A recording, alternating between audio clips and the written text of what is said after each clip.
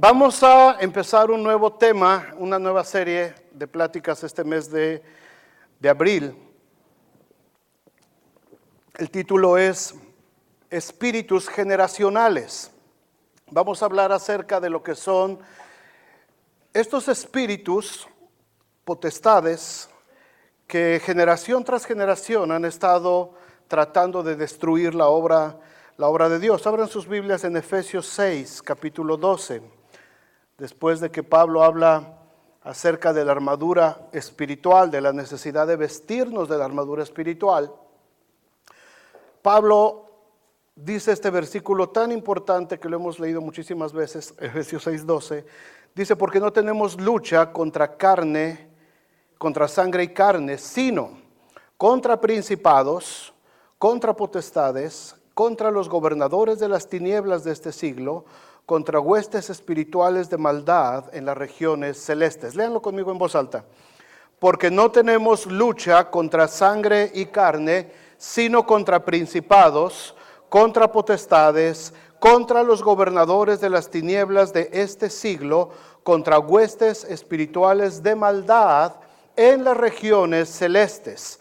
A lo largo de la Biblia, hermanos, encontramos muchas historias, desde Génesis hasta Apocalipsis, muchas historias de guerras. Es un tema muy recurrente en la Biblia, es un tema frecuente en la Biblia, el asunto de la guerra. Desde el Antiguo Testamento hasta el Nuevo Testamento se habla mucho acerca de las guerras. Hombres de Dios enfrentando a las huestes de Satanás, a enemigos que estaban en contra de la nación. Y aunque muchas veces vemos victoria sobre estos enemigos y vemos que la Biblia dice que los hombres y los ejércitos de Dios derrotaban a estas huestes, lo cierto es que muchas de estos espíritus, de estas huestes de maldad, continúan todavía activos en nuestros días. Estos espíritus trataron de obstaculizar que el pueblo de Dios llegara a la tierra prometida desde el tiempo ya de Moisés.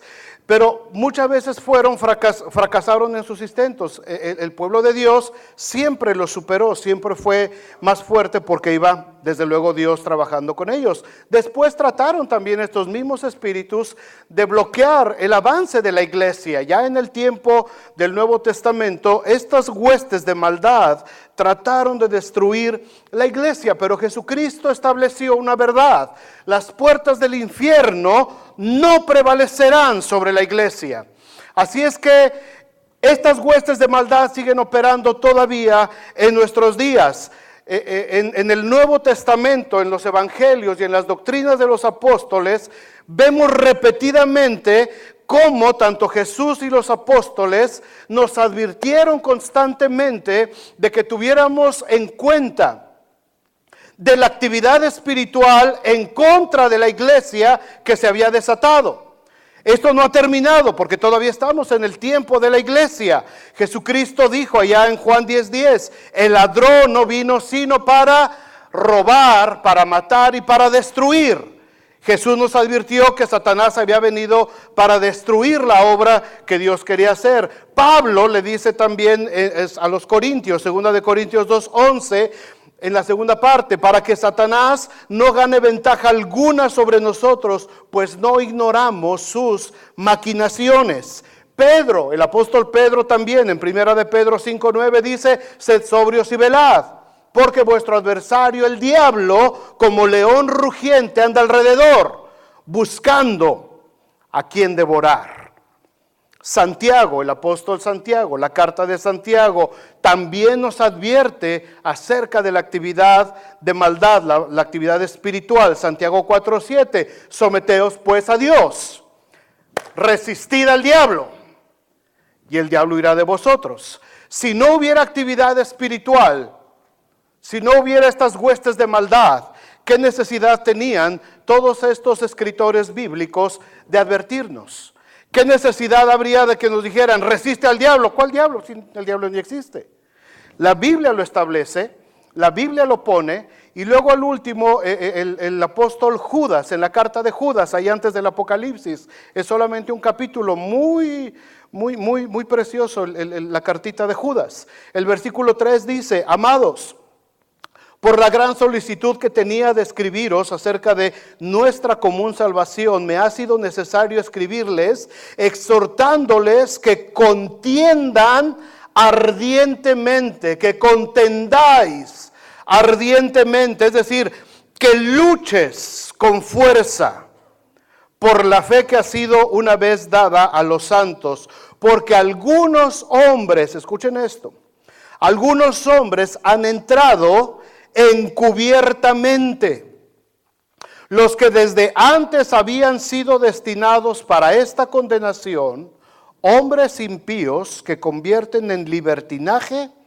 la gracia de nuestro Dios y niegan a Dios, el único soberano, y a nuestro Señor Jesucristo. Versículo 11.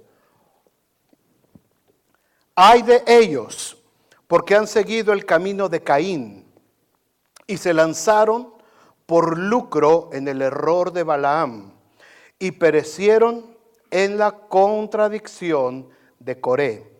Está hablando ahí de tres espíritus.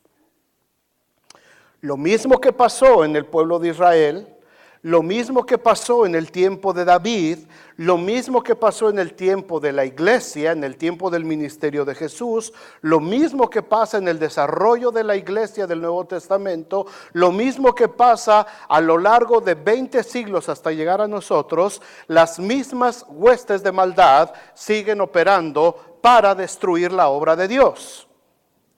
Esta es una verdad.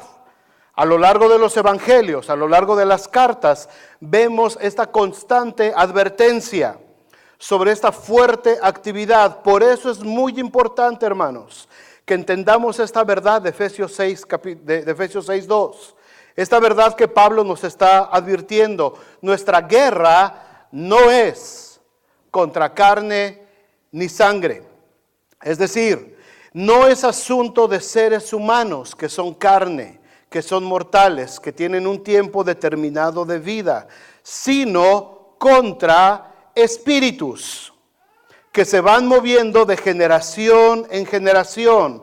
Al ser espíritus, no son mortales, no mueren como los seres humanos. El espíritu es inmortal. Estos espíritus son inmortales.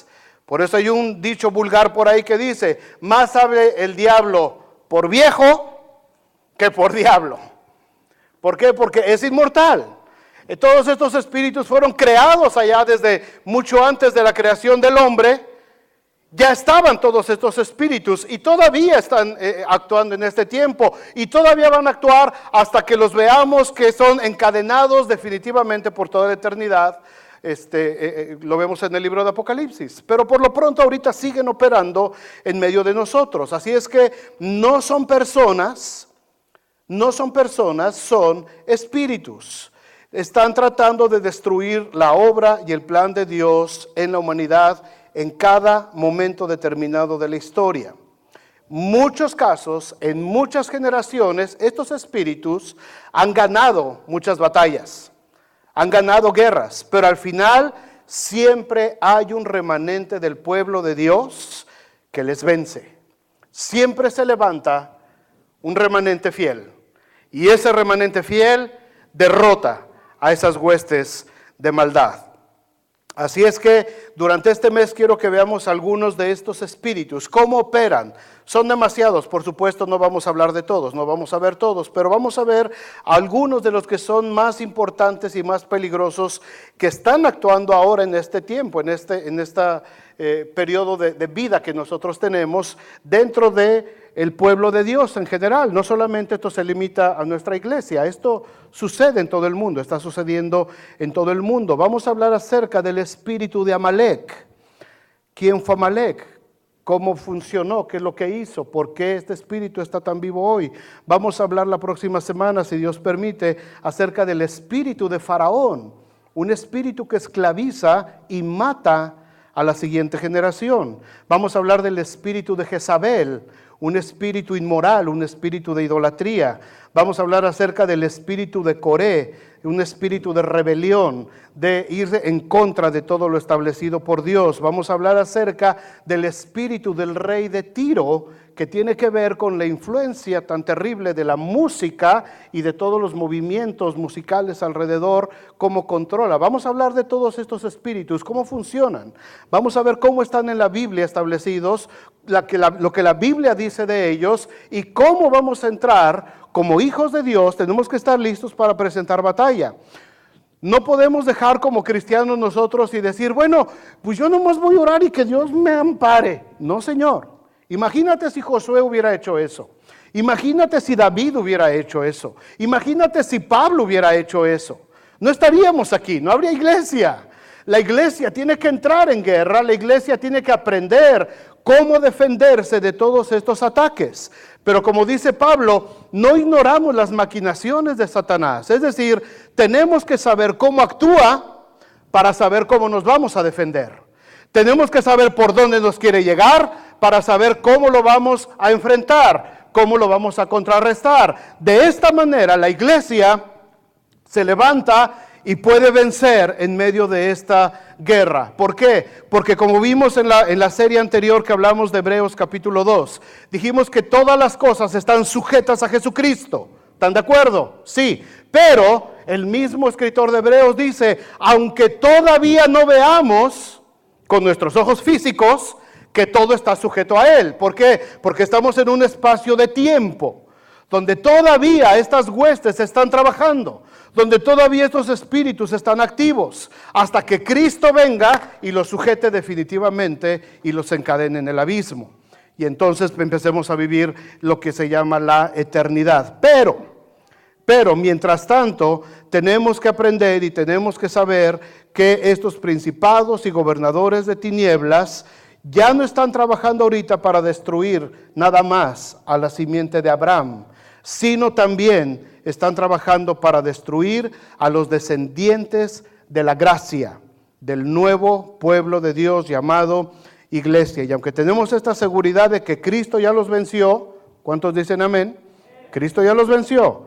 Dice Colosenses 2:13, y a vosotros, estando muertos en pecados y en la incircuncisión de vuestra carne, os dio vida juntamente con Él, perdonándonos todos los pecados, anulando el acta de decretos que había contra nosotros, que nos era contraria, quitándola de en medio, clavándola en la cruz y despojando a los principados y a las potestades, los exhibió públicamente, triunfando sobre ellos en la cruz. El asunto es que Satanás sabe que esto ya es una verdad. Todos estos espíritus ya saben que Jesucristo los exhibió en la cruz. Que Jesucristo ahora, como cantábamos hace ratito, está sentado en el trono. Y toda la autoridad ha sido dada para Él. Y Él tiene sujetas todas las cosas. Estos espíritus lo saben. Saben que su tiempo está contado, saben que su tiempo está limitado y van a tratar de hacer lo posible por destruir lo más que puedan a la iglesia antes de que les llegue su tiempo final. Van a tratar de atacar, van a tratar de destruir y van a tratar de eliminar a los descendientes de la gracia de Dios. Pero siempre va a haber un remanente fiel que se va a levantar y va a decir, yo voy a pelear en contra de esos espíritus, porque tenemos la victoria en Cristo Jesús. Así es que vamos a empezar a ver, hablar hoy del primer espíritu. Vamos a hablar acerca del espíritu de Amalek. ¿Cómo opera este espíritu de Amalek? ¿Quién era Amalek? ¿De dónde salió? ¿Y cómo es que nos puede afectar a nosotros este espíritu? Número 1, ¿quiénes eran los amalecitas? ¿Quién era Amalek? Vamos a Génesis 38:12. Ahí está el origen de esta nación, de este pueblo. Génesis 38:12. Eran descendientes de un nieto de Esaú. ¿Se acuerdan de Esaú? El hermano mellizo de Jacob, ¿verdad? El nieto de Abraham. Es Abraham, es Isaac y después Jacob. Isaac tiene dos hijos que nacen al mismo tiempo, Jacob y Esaú. Esaú salió primero, Jacob venía acá, y se acuerdan de toda la historia. Había guerra entre ellos dos, había pleitos porque Jacob era el consentido de mamá y Esaú era el consentido de papá, y Esaú era velludo y hombre de guerra, y acá bien trabadote, y acá bien pelo en pecho, y salía a cazar, hombre vigoroso, y le gustaba cocinar así, y agarraba a los animales y los ponía a cocinar, y a su papá le encantaba, ¿no? Cómo le cocinaba. Y Jacob no, Jacob era mama's boy, ¿verdad? Estaba en la casa consentido, le gustaba, hacía unas lentejas deliciosas el Jacob, guisito rojo así con lentejitas y con tocinito y su cilantro, y le picaba serranitos y le salían unas lentejas espectaculares al Jacob. Y esas lentejas le valieron que Esaú perdiera la primogenitura y Isaac le diera la bendición a Jacob en vez de Esaú. Y Dios bendice a Jacob, y de Jacob salen las 12 tribus de Israel y sale la nación de Israel, la descendencia de Abraham.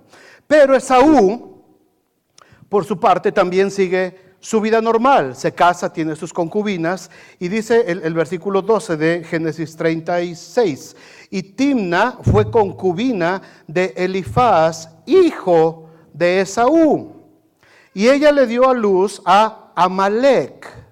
Estos son los hijos de Ada, mujer de Esaú. Es decir, Amalec es un nieto de este Esaú. Es un sobrino nieto de Jacob. Este es Amalec. Ahora, los descendientes de Amalec, de este hombre, se establecen en la tierra de Canaán, en la tierra prometida, la tierra que Dios le había dado a Abraham. Durante el tiempo en que Jacob y toda su descendencia bajaron a Egipto por causa del hambre.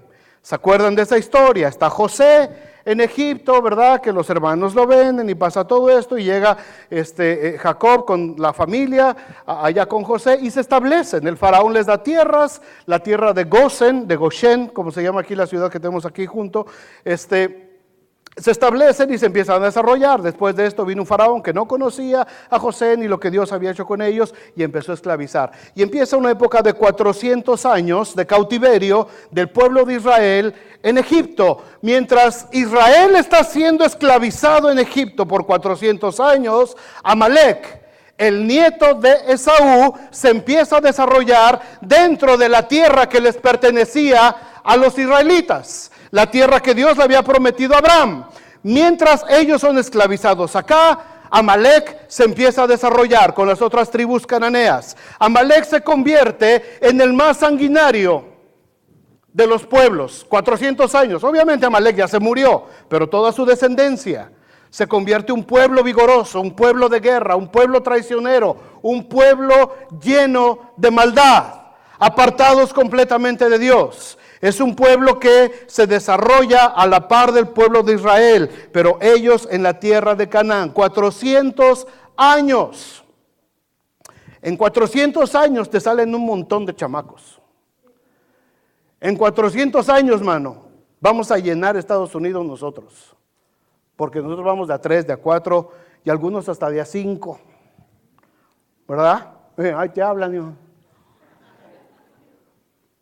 O sea, en 400 años te reproduces, una nación se reproduce de manera tremenda. Entonces, esta era una nación ya muy fuerte, los amalecitas. Éxodo 17:8 dice, entonces vino Amalec y peleó contra Israel en Refidim. En cuanto Moisés aparece en escena y pasa todo el asunto de la salida de Israel de Egipto, y salen y empiezan a caminar en el desierto. En cuanto Israel empieza a caminar en el desierto, la primera nación que quiso venir a destruir a Israel fue Amalec. Fueron los amalecitas. Apenas había empezado a caminar Israel y los amalecitas les cayeron encima para empezarlos a destruir. ¿Qué fue lo que hizo Amalec? En segundo lugar, Deuteronomio capítulo 25.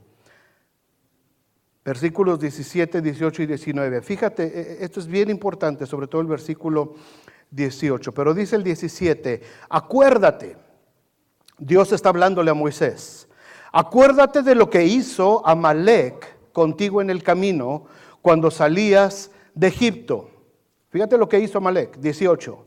De cómo te salió al encuentro en el camino y te desbarató la retaguardia de todos los débiles que iban detrás de ti cuando tú, Moisés, y tus líderes estabas cansado y trabajado.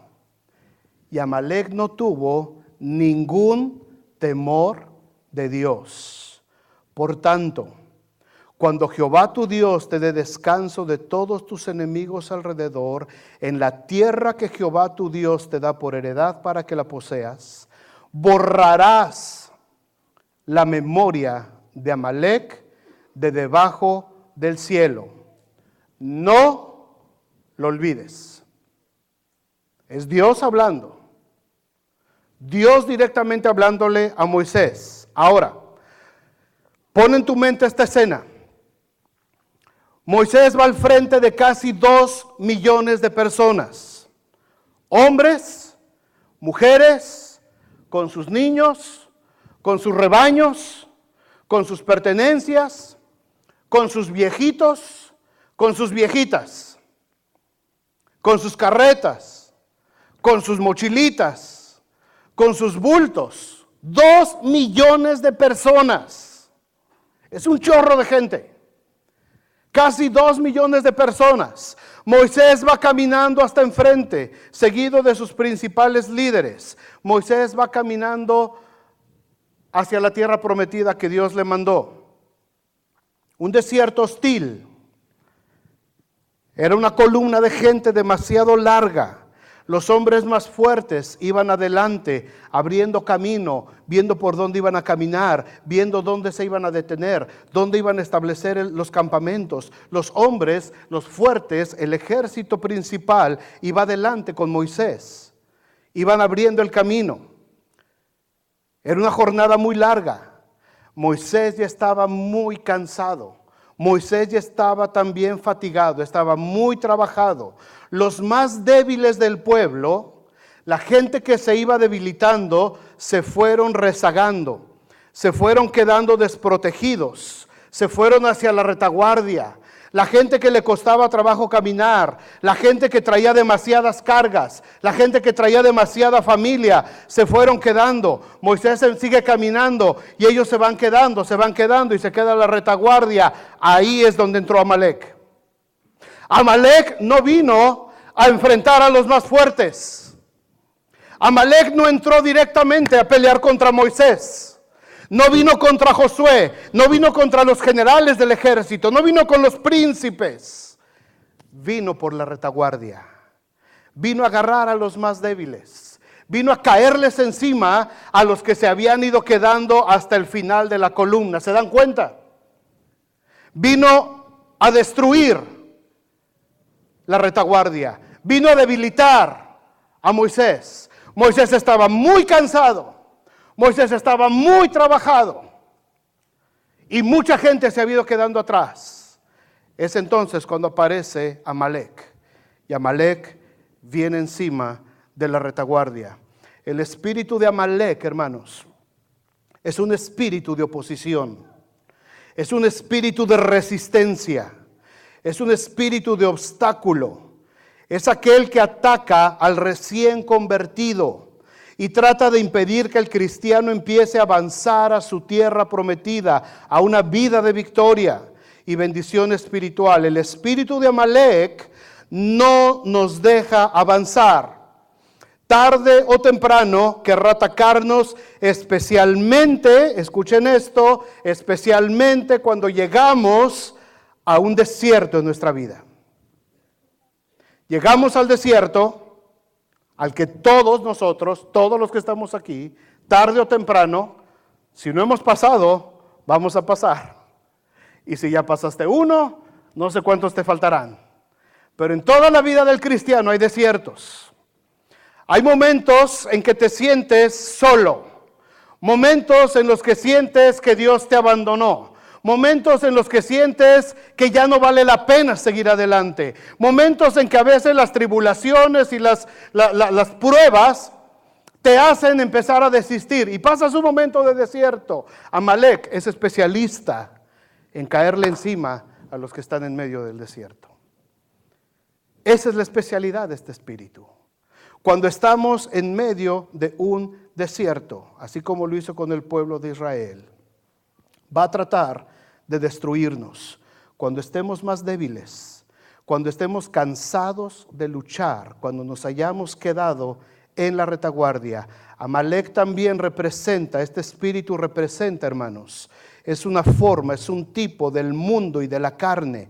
Es el enemigo número uno de las almas, representa nuestro pasado, nuestra naturaleza pecaminosa, nuestras pasiones, nuestras acciones desordenadas. Entramos a una vida cristiana, nos entregamos, nos consagramos al Señor, empezamos a pelear por nosotros, por nuestras familias, pero nuestro viejo hombre, el que está influenciado por el espíritu de Amalek, se quiere levantar a cada rato. Y cuando más quieres avanzar, ese espíritu te quiere atacar otra vez. Y te das cuenta que te vas quedando otra vez en la retaguardia. Y ves como muchos cristianos hasta te rebasan por la derecha, ¿verdad? Y dices, oye, si yo iba más adelante que aquel. Y míralo, ¿hasta dónde va? Y te das cuenta y poco a poco nos vamos quedando en la retaguardia. Nos vamos haciendo cada vez más débiles. Efesios 4:22 dice, en cuanto a la pasada manera de vivir, despojaos del viejo hombre que está viciado conforme a los deseos engañosos y renovaos. Renuévate, dice, en el espíritu de vuestra mente y vestíos del nuevo hombre creado según Dios en la justicia y santidad de la verdad. No levanten la mano, pero ¿cuántos todavía batallamos con nuestra vieja naturaleza? ¿A cuántos todavía de vez en cuando vamos caminando en nuestra vida cristiana y como la mujer de Lot, ¿verdad? Volteamos y queremos regresar otra vez a lo que hacíamos antes. Cuando venimos aquí, hermano, cuando yo doy la media vuelta del grupo principal y me vengo a la retaguardia, quedo vulnerable. En ese momento, el espíritu de Amalek dice, ay papacito, ¿a dónde fuiste a caer? Pásale mi hermano, pásale mi hermanita, te estaba esperando. ¿Por dónde empezamos? Y te das cuenta que tu debilidad es aprovechada. Y en ese momento somos presa fácil de este espíritu. Amalek ataca a los débiles por la espalda, por la retaguardia. Toma ventaja del cansancio y del trabajo y esfuerzo del creyente. No tiene ningún respeto por Dios y los hijos de Dios. ¿Cómo te salió al encuentro en el camino?, le dijo Moisés. Dios a Moisés. Y te desbarató la retaguardia de todos los débiles que iban detrás de ti cuando tú estabas cansado y trabajado y no tuvo ningún temor de Dios. Hermanos, Amalek de repente se mete en nuestro camino. Busca detener nuestro avance espiritual, material, aún muchas veces en tus finanzas. Aún muchas veces estás trabajando, esforzándote y dices, oye, por más que trabajo y trabajo y trabajo, no veo el fruto de mi trabajo. Y no me alcanza. Trabajo 14, 16 horas y siempre ando en ceros. Me corren de un trabajo, me corren de otro, no estoy estable en uno, no estoy...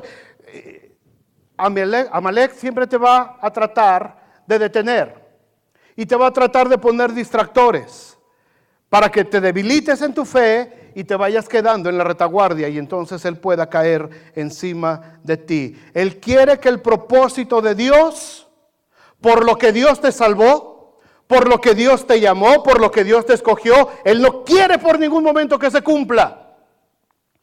Amalek no quería que Moisés llegara a la tierra de Canaán. Lo tenía que impedir.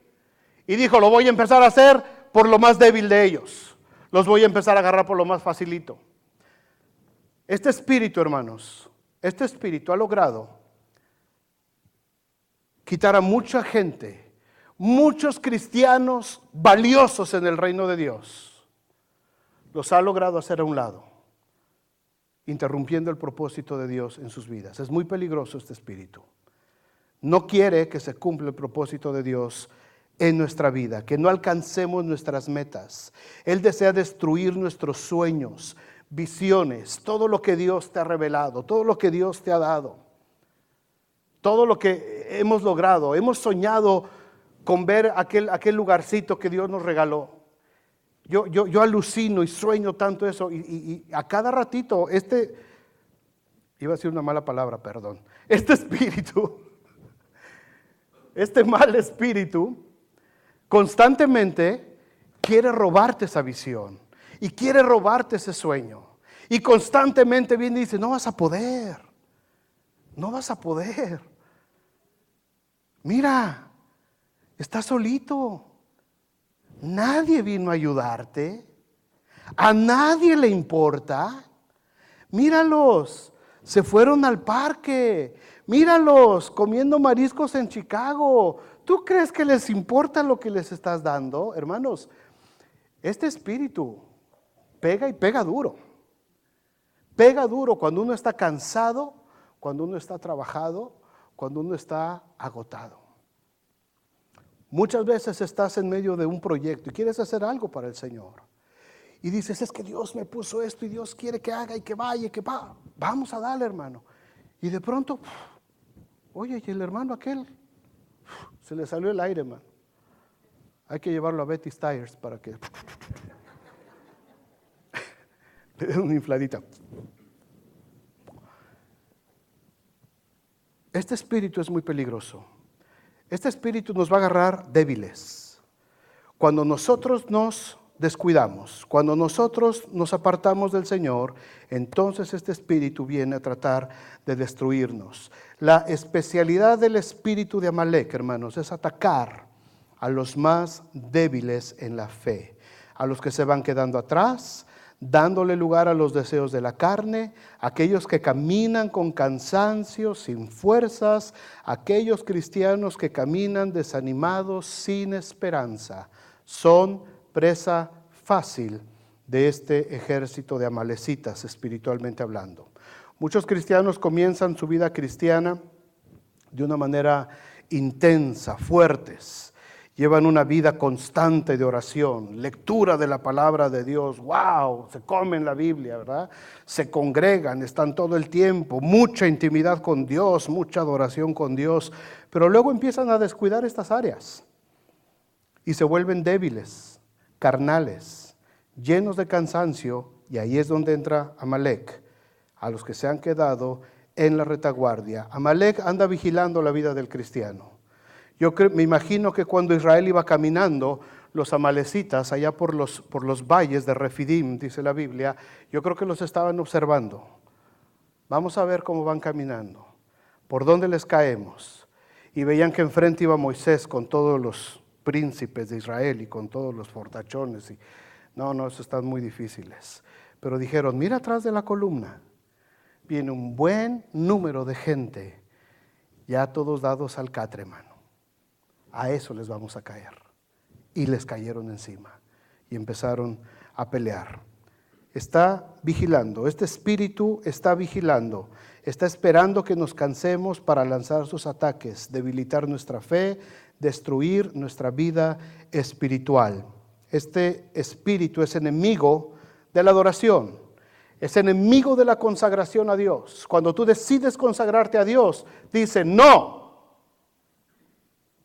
te puedes consagrar a Dios. Cuando dices: es que yo quiero servir a Dios, este espíritu dice: no. Es un espíritu de obstáculo. No te voy a dejar. ¿Por qué? Porque sé a dónde quieres llegar. Sé a dónde te dijo Dios que tenías que llegar. Y sé lo que vas a hacer cuando llegues allá. ¿Qué vas a hacer allá? Me vas a destruir. Me vas a sacar de tu vida. Ya no voy a tener control sobre ti. Así es que no te voy a dejar. Te voy a agarrar en el momento más débil. Te voy a estar observando. Te voy a estar vigilando. Voy a andar alrededor, dice Pedro, como león rugiente. Los leones no son tontos. Si ustedes han visto este tipo de reportajes, los leones no son tontos. Los leones pueden ver una manada de venados, de alces, de caribús, de lo que sea. No hay caribús en África. ¿De qué son? Búfalos, cebras. Pueden ver una manada de estas, pero los leones no se avientan sobre los más fuertes, jamás. Están observando la manada, están viendo el rebaño. Aquí hay una madre descuidada.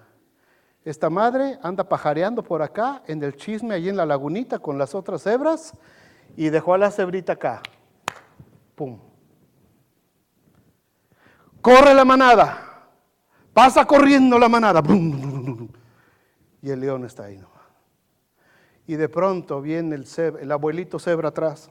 ¡Aguanten! ¡Aguanten! Ahí voy.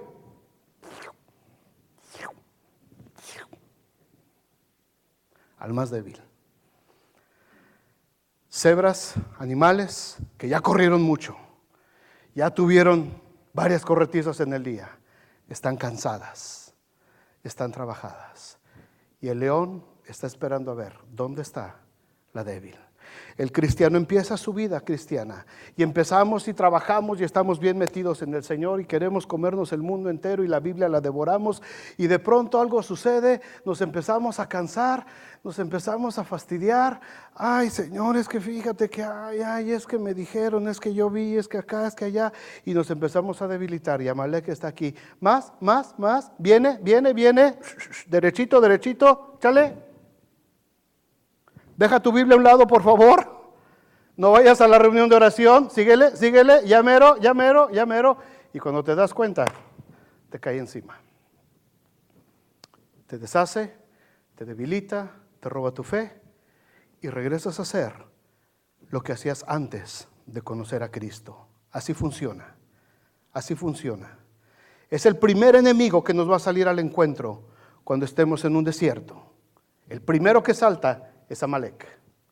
Cuando algo está sucediendo en tu vida, el primero que va a saltar es Amalek. El peor error que puede cometer un cristiano es que cuando estoy en un momento de tribulación, en un momento de duda, en un momento de confusión, de temor, de lo que sea, el peor error es separarme del grupo. Ese es el peor error que puede cometer el cristiano. Porque en cuanto yo me separo del grupo y me quedo relegado en la retaguardia, entonces Amalek me cae encima y me despedaza. Algunas de las armas que usa Amalek en estos días vienen en formas de pensamiento. No vayas a la reunión de oración. Estás muy cansadito. Tuviste un día pesadito. Mereces descansar, mi rey. Tírate en la cama. Mira qué sabrosa está la camita.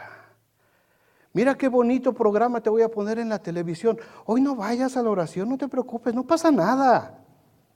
El pastor es un exagerado, no está loco. Sí es cierto, ¿verdad, Malecito?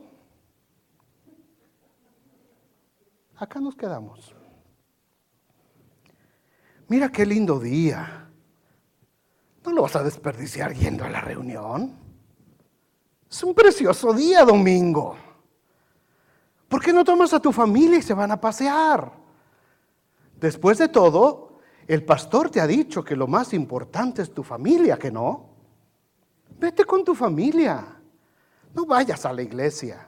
Está precioso el día. Sí, Amalecito, ¿vas conmigo? Claro que voy contigo, papá. Claro que voy contigo. Claro que voy contigo. Viejo, a ver si el domingo me arreglas mi lavadora, porque no sirve y nunca tienes tiempo. El domingo. Hermano, te extrañamos en la reunión. Es que le tuve que arreglar la lavadora a la vieja. La vieja lavadora, perdón. Tuve que arreglar la vieja lavadora. ¿Se dan cuenta cómo opera esto? Y tú dices, bueno, fue una vez, está bien, una vez no pasa nada. El problema es que después son 2, y después son 3, y después son 4, y después son 5, y después ya se te olvidó la oración, y ya se te olvidó leer, y ya tiene rato que no te congregas, Y cuando estás acá en la retaguardia y el grupo ya se fue para allá adelante, entonces dice Amalek, welcome home. Te estaba esperando, mi amor. Ven para acá. Y te cae encima. A los débiles. A los débiles. Compadre, ¿me puede ayudar el domingo a mover unos mueblecitos? Es que no tengo otro día más que el domingo, compadre. Claro, compadre. Pues para eso somos compadres, ¿o qué no? Sí, compadre, vamos a los mueblecitos. Y acabando los mueblecitos. Ay, compadre, qué cansados. Qué calor. Véngase, compadre, a refrescar. Simbólicamente agua, pero no es agua. ¿Sabes lo que es? Ah, compadre. No es coca tampoco. Esto se convierte en un hábito, hermano. Lo hacemos una vez, lo hacemos otra vez, lo seguimos haciendo. Dejas de leer la Biblia, dejas de orar, dejas de congregarte y cuando te das cuenta, te quedaste en la retaguardia. Te debilitaste y serás presa fácil de la tentación, del desánimo, de tus viejas pasiones y Amalek no va a tener compasión de ti. Porque Amalek no tiene ningún temor por Dios, ni por los hijos de Dios. Y lo que él quiere es destruir la obra que Dios empezó en ti. La promesa de Dios, aquel que comenzó la buena obra en ti, la perfeccionará hasta el día de Jesucristo. Y Amalek la sabe. El diablo se sabe la Biblia de memoria. El diablo conoce la Escritura. Sabe cómo mover los versículos bíblicos para que le hagas caso. ¿Cómo nos defendemos de Amalek?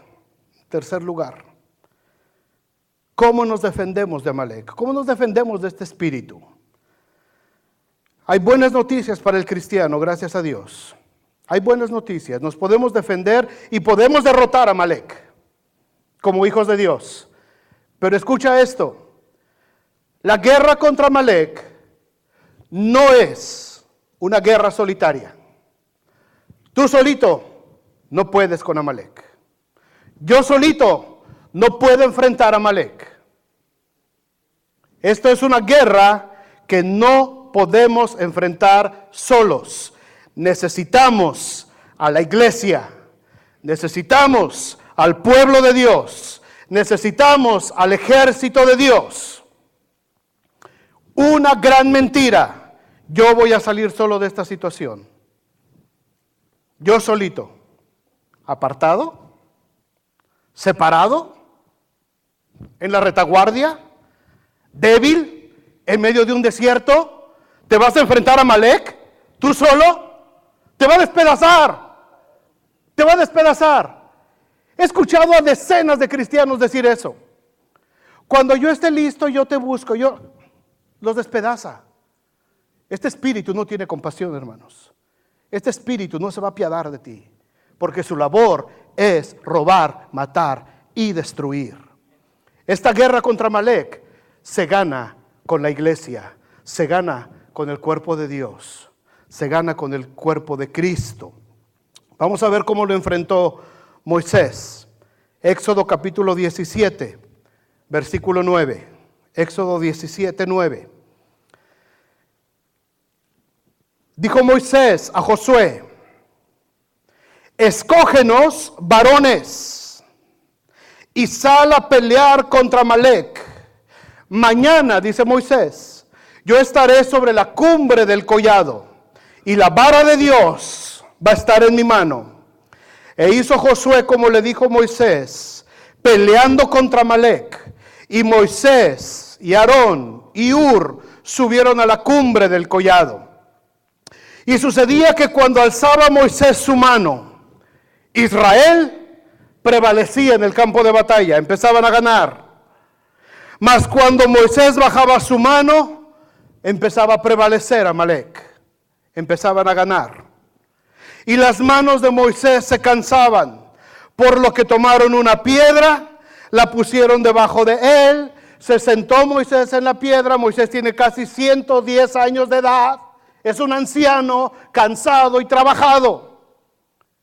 Lo sientan en una piedra Y le pusieron esta piedra y Aarón y Hur sostenían sus manos, uno de un lado, otro de otro lado, sosteniendo las manos de Moisés. Así hubo en sus manos firmeza hasta que se puso el sol. ¿Te cansas de un canto con las manos en alto? Las guerras empezaban al despuntar el sol, a las 6 de la mañana. Apenas salía el sol y empezaba la guerra. Y hasta que se metió el sol, al pobre Moisés lo tuvieron todo acalambrado ahí, con las manos en alto. 13. Y Josué deshizo a Amalec y a su pueblo a filo de espada. Mira los personajes que hay en este relato. El gran general al frente del ejército, Josué, es el gran general. Después está el profeta y líder de la nación, un hombre de 110 años, Moisés. Después está el gran sacerdote ungido y apartado por Dios de la familia de Leví, llamado Aarón. Y está un hombre llamado Hur, un hombre del que no se sabe mucho. La Biblia no habla más detalles de Hur. ¿Quién era Hur? ¿De dónde salió Hur? ¿Qué hacía Hur? No se habla mucho en la Biblia acerca de este hombre llamado Hur, pero fue un verdadero héroe en esta guerra contra los amalecitas.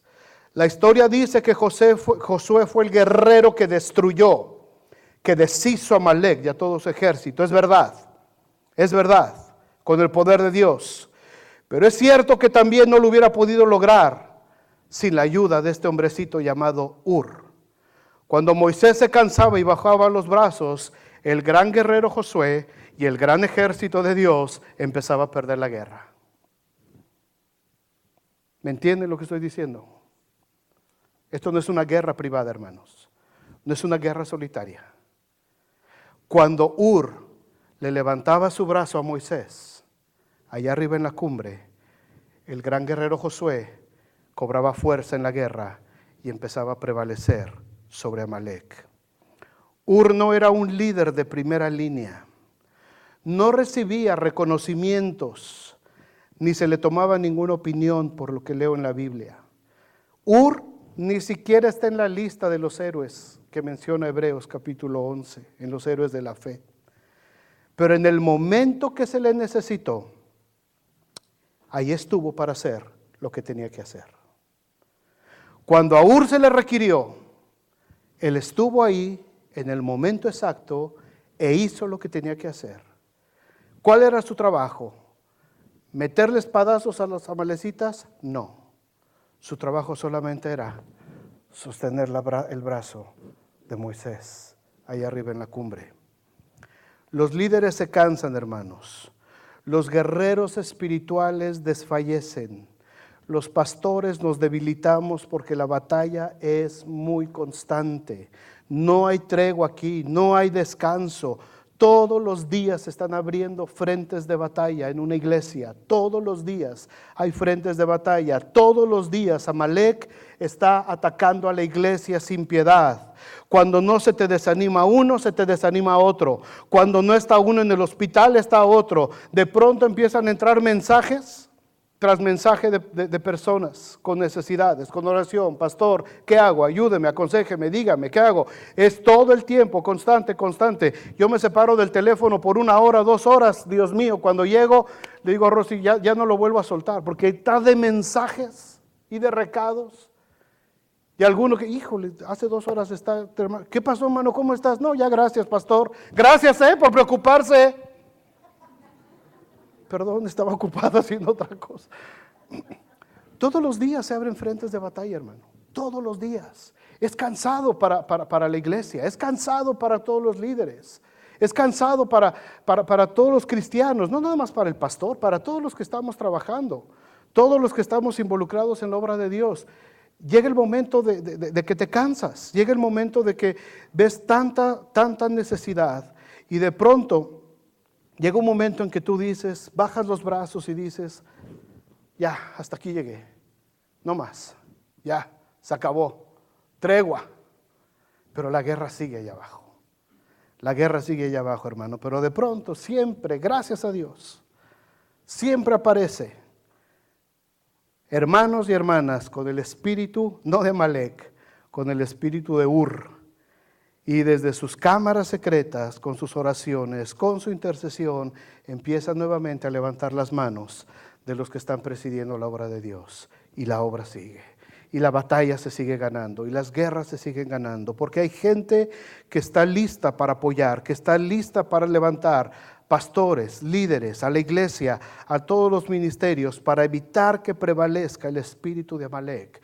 No nada más soy yo, no nada más somos una pareja pastoral. Esta iglesia tiene la bendición de tener 3 parejas pastorales.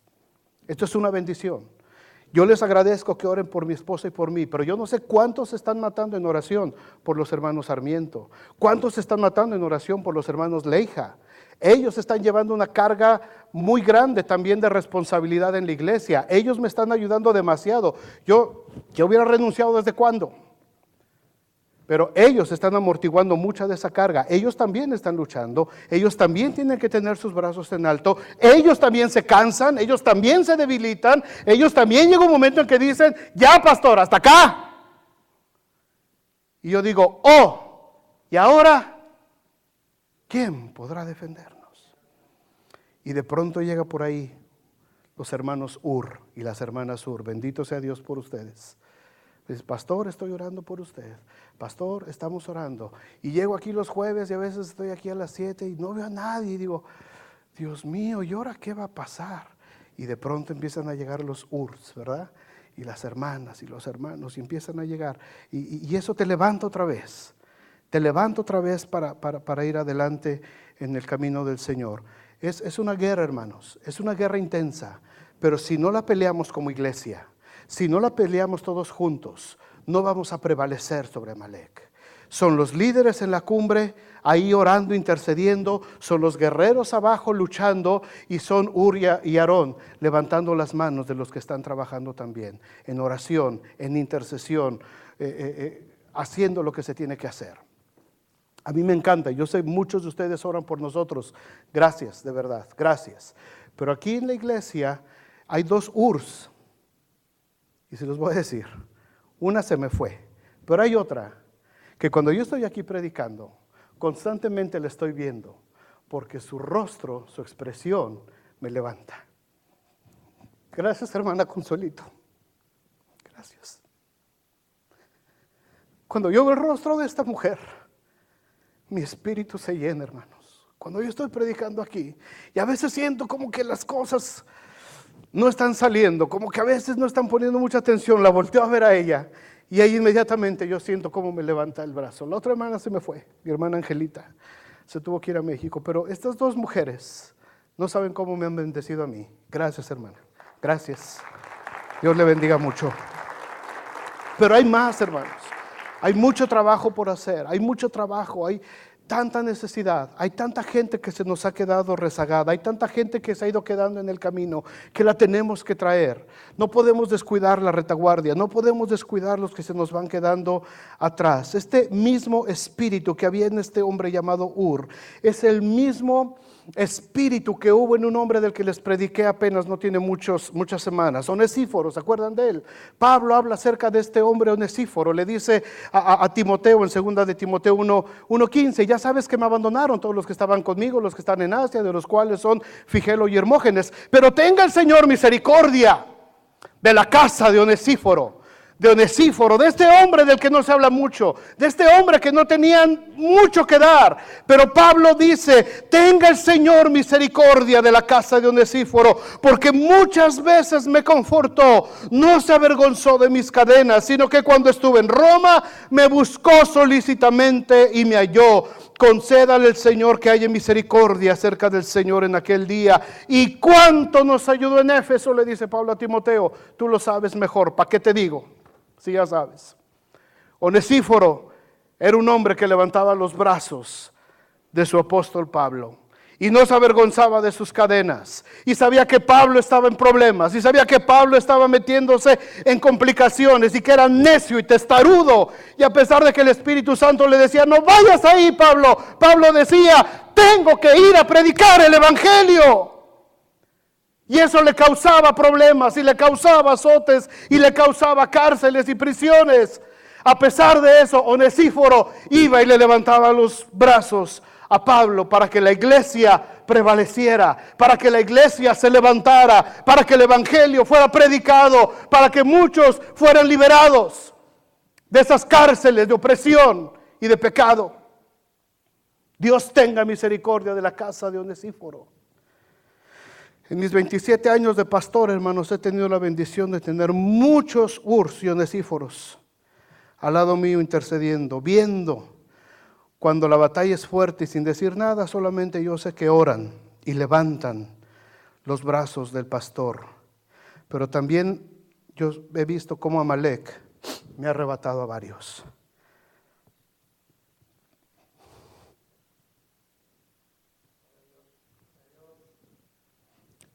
Gente amada, gente valiosa, gente comprometida, me los han arrebatado también. La orden de Dios, hermanos, aquí es salir a pelear contra Amalek, derrotarlo. El cristiano no puede desmayar ante la tentación y la prueba. Debe pelear como iglesia, derrotar al enemigo con el poder de Dios. Solamente juntos, solamente, hermanos, estando en unidad, por medio de nuestra alabanza, de nuestra oración, de nuestra búsqueda intensa de Dios y la confianza en el poder de Dios, vamos a poder derrotar este espíritu. Amalek fue derrotado por Israel, pero el espíritu sigue vivo, su espíritu sigue vigente en muchos cristianos que se van quedando en la retaguardia, que se retrasan en la carrera de la fe. Éxodo 17:16 dice: por cuanto la mano de Amalek se levantó contra el trono de Jehová. Fíjate qué terrible juicio. Jehová tendrá guerra contra Amalek de generación en generación. El Señor va a tener guerra contra este espíritu de generación en generación. Y a lo mejor podemos decir, pues ya no hay amalecitas, ya se extinguieron, sí, en aquel lado, pero el espíritu sigue. Por eso Pablo dice, nuestra lucha no es contra carne y sangre, no son contra personas descendientes de estas tribus. Nuestra guerra es contra el espíritu que influyó en esas personas para destruir a Israel y que ha querido destruir a la iglesia. Como cristianos tenemos que luchar contra un espíritu pecaminoso, de asedio, que quiere destruir nuestras vidas. Esa naturaleza pecaminosa de pasiones desordenadas, de ira, de odio, de miedos, fracasos que nos impiden llevar una vida de victoria, de mediocridad. Solamente con la llenura del Espíritu Santo, hermanos, con la presencia de Cristo morando en abundancia en nuestros corazones, vamos a derrotar a este enemigo que nos está asediando. Vengan, muchachos de alabanza, por favor. Ay, hermanos.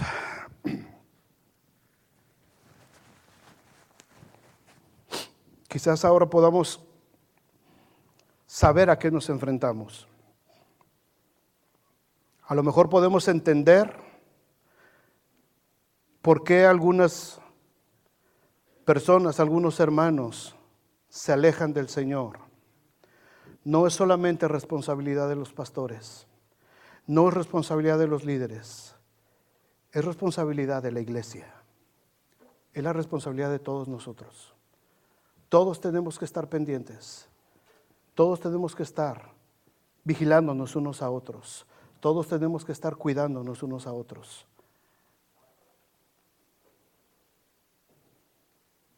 ¿Cuál es la función que vas a tener en esta guerra? ¿A qué fuiste llamado en esta guerra? Quizás fuiste llamado como Moisés, fuiste llamado como Josué, como Aarón, o quizás como Ur. A donde Dios te haya puesto, hermano, hermana, donde Dios te haya puesto, hazlo por favor. Porque si Dios te puso de Ur, Si Dios te puso para sostener los brazos de tus líderes, para estar en oración, intercediendo, y no lo haces, la iglesia lo va a sufrir. La iglesia lo va a padecer. Hay gente que se nos ha quedado en la retaguardia. Hay familias que se nos han quedado en la retaguardia.